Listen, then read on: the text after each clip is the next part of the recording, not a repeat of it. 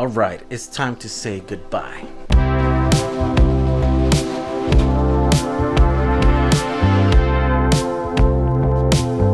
All right, people, it's time to say goodbye to the old Chevy Volt. As you guys know, I bought this car, or we leased this car 3 years ago, 2.5 years ago. And this is the second one? Yeah, I think this is the second one or the third. I don't remember how many of them we went through. Second one, I think, right? So it was a good car. It's not fully electric. It's a hybrid, but it's an inline hybrid, which means that you could use one system alone and then use the other one. So you could drive it around electric for the first 50 miles. And then once it runs out of battery, then the secondary system kicks in, and then it becomes a range extended electric vehicle, right? So either, depends how you want to look at it, but it's pretty good because it allows us to have a car that was electric, and we can use it most of the time electric. If our commuting was below 50 miles, then you could use it electric. But if you wanted to, go further, that's okay. You don't have to worry about charging. If you forgot to charge it one night, it doesn't matter. You just get up and then, it would use the onboard gas tank and combustion engine, right? So it was not as efficient, right? You couldn't fit a bunch of range in there or a bunch of battery and stuff. And so it was the perfect car for the time, right? And for a lot of people, even now, I think it's still the perfect car. Now, unfortunately, GM, Chevy has decided to discontinue that car, and so they're no longer going to make it. I think this summer, I think they're going to close down the factory where they make it, and so this year will be the last year that you can get one. If you want to try and you don't want to go fully electric because you go often out, then you might want to give this a try. But I mean, not really, because the reason why we're getting rid of this guy is, of course, because bam, full electric vehicles are here, and all the restrictions, right? All the reasons why a full electric car was not a good choice for everyone, all those are gone, right? This car right here is the Model 3. The Model 3 now can charge twice as fast as the old Teslas, right? 200 kilowatts, which means that literally in 10 minutes you can show up, and in 10 minutes you can put on like 100 miles worth of range, right? So you could go from supercharger to supercharger, because superchargers are everywhere now, right? And so this car, you can drive it around. You can go to San Francisco, you can go to Vegas, you can go all the way to New York in this car. In fact, many people have done it, and not only can you do it and charge on the way there, and it won't be any more inconvenient than having to stop and put gas, but at the end of this year, this car will be able to drive you the whole way there without you actually being in control of the wheel, right? It's got autopilot right now, but I think at the end of this year, regulations going to catch up with the technology. This car has the computer and the cameras and the all the systems that are super redundant to be able to safely drive you around. It's just kind of like it's not legal to do so yet, but Tesla believes that by the end of this year they're going to be there, they're going to be able to get them. Here's the thing that I want to talk to you guys about, like the battery too.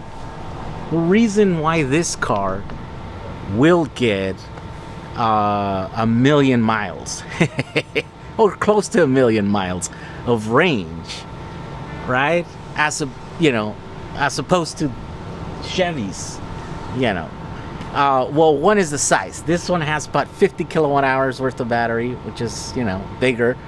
That one over there has about 25, so it's about twice the size, right, of the battery. But look, you hear that? That is a fan. This fan has been on for a long time now. While this guy, no fan. This thing has a fan running almost 100% of the time, which is good and it's bad, right? It's good because it will keep those batteries at a certain temperature. I think it's like 75 degrees or something. And so those batteries are temperature control. In the winter, it will use the heater to heat them up. In the summer, we'll use the AC, like right now. It's running, right? I mean, this is not charging right now. It's not connected. That fan is there just to keep those batteries. The Chevy Volt doesn't. So the Chevy Volt lets them, you know, change in temperature. And that is, I think, one of the key features of why those battery cells are not going to last as long over there as here. There's other, you know, there's other things that come into play there. Like, for example, having a smaller battery, right, pushing the car, so that means it's stressing it more, right? So that car probably weighs about the same as this one, and it takes about the same amount of energy to get it going from 0 to 60, right? And so you're relying on a much smaller battery, 25 kilowatt hours instead of 50 kilowatt hours, right? And so that's why that battery won't last. But it doesn't have to, right? Because it's only used some of the time. And so, you know, that's still a good design. It's highly complex. Maybe down the road it's gonna be troublesome or whatever, but as of, like, you know, right now, the first 3 years that we've experienced these cars, a couple of these cars, they've been pretty good, pretty reliable. You know, when the system kicks in and kicks out, it was pretty good, right? Now this thing, it's another thing, right? It's like crazy cool. It just seems like it just wants to go. It's effortless. You step on that accelerator and it just takes off like nothing. Like it just wants to go. It's almost like a horse that just wants to run, right? Yeah, it's a pretty crazy thing. Everything's tight. Everything, you know, I don't know. I think we're gonna enjoy driving this thing around. And so, yeah, even though we're kind of sad to say goodbye to the Chevy Volt, we're not sad because we're getting a Tesla Model 3. So anyways, this is just a quick video to let you guys know about the differences on these cars and why we're not going to be driving a Volt anymore. Now we're Tesla owners. And of course, my wife is going to be driving this. That's for her. I'm still, you know, I'm still stuck to this guy. That's okay. I'm not complaining. I got a cool car. It's electric. Yeah, life is good. All right, guys. Thank you for watching this video. We'll see you guys in the next one. Bye. All right, so here we go. How do you do that? Volume? Yeah, there we go. See, it tells you what's around. We're gonna try and see if it'll do. This one comes standard with autopilot, which is crazy because in some of the other cars, it's gonna be a $3,000 option. So, the brakes, when you let off the accelerator, it's kind of weird because you're not used to it. But there we go. Nothing much to this guy.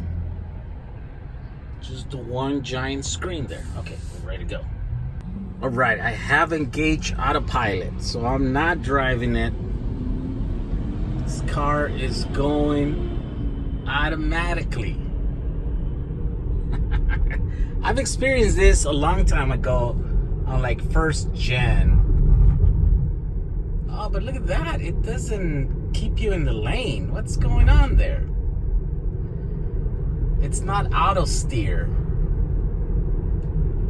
Okay, that's kind of weird, but oh, so this must be adaptive cruise control.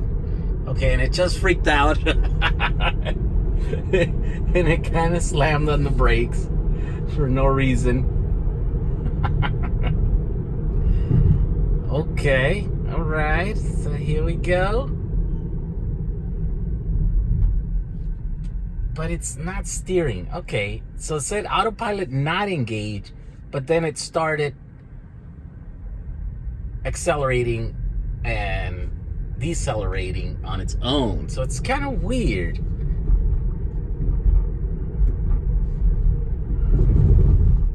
So I wonder if this is some version of it that just, this is probably adaptive cruise control. I think that's what this is called.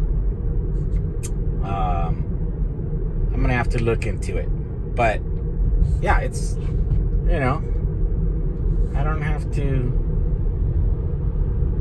drive it. I mean, I don't have to accelerate it. Yeah, but it'll drift into the other lane. No? So it's not autopilot.